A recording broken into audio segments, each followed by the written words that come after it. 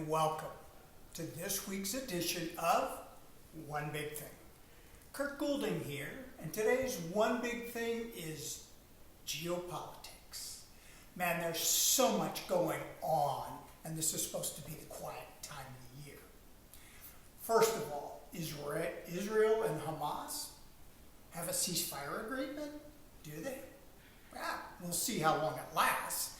It's kind of one they did 20-some years ago, but let's see what happens. You know, Iran is running out of arms to provide to all their little proxies. Their missile defense systems were taken out by Israel several weeks ago.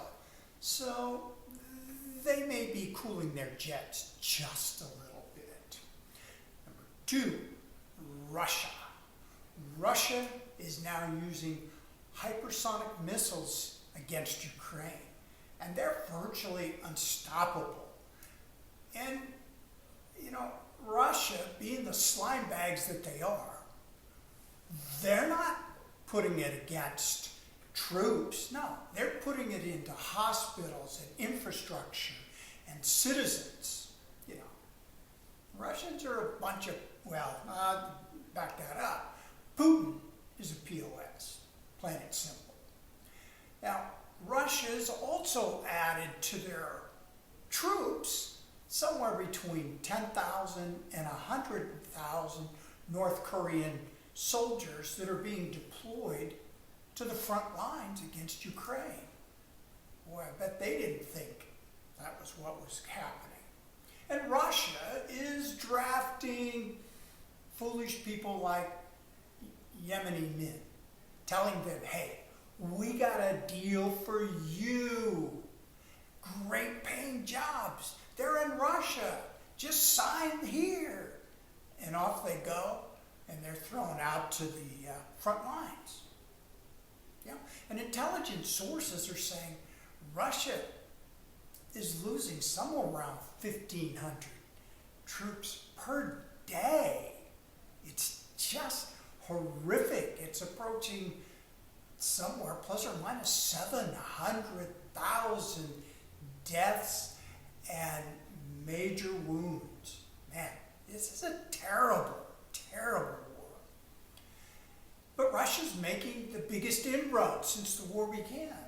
Ukraine doesn't have any troops to send. They got nobody left to draft. And so now we've got UK and France discussing the possibility of sending troops to Ukraine. Now this is really important because if Russia then attacks the UK or France, they're part of NATO, and that means all hell will be rained down on Russia. And then the biggest wild card, Mr. Trump. He doesn't take office until January 20th, but he's already stirring the pot. He's told China, stop the fentanyl going to Mexico, or we're going to put 10% tariffs everything that you import. And China responded, as you would expect, pound sand. In fact, we're going to put a tariff on everything from the U.S. coming into us. Okay. Called up Mexico and told them, hey, look, you better secure your southern and northern borders to stop the movement of the illegals to the U.S. And also, you got to tight crack down on the cartels. Get tougher with them. Don't give them hugs. And if you don't, 25% tariffs across the board on everything Mexico exports to U.S. Well, Ms. Steinbach responded, pound sand. Don't talk down to us. We're equals. And stop your demand for the drugs. It wouldn't be an issue if you didn't want so much. And in fact, if you put tariffs on us, we'll put tariffs on everything Mexico imports from the U.S. Ms. Steinbach needs to keep in mind that Mr. Trump has promised to take out the cartels if Mexico doesn't.